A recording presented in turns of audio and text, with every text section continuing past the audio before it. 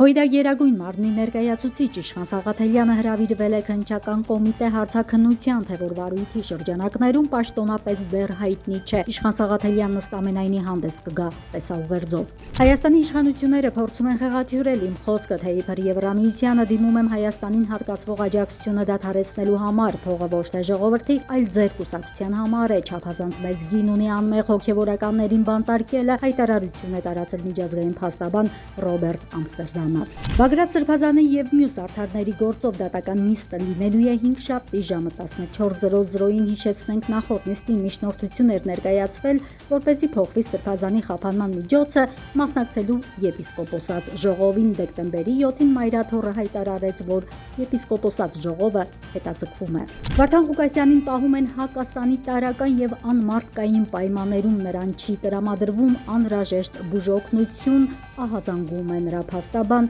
Զարուհի Փոստանջյանը։ Հայաստանում սուր շնչառական վարակներով պայմանավորված մանկապարտեզներում եւ դպրոցներում դասապրոցեսները չեն դադարեցվի, հայտնել է նախարար Անահիտ Ավանեսյանը։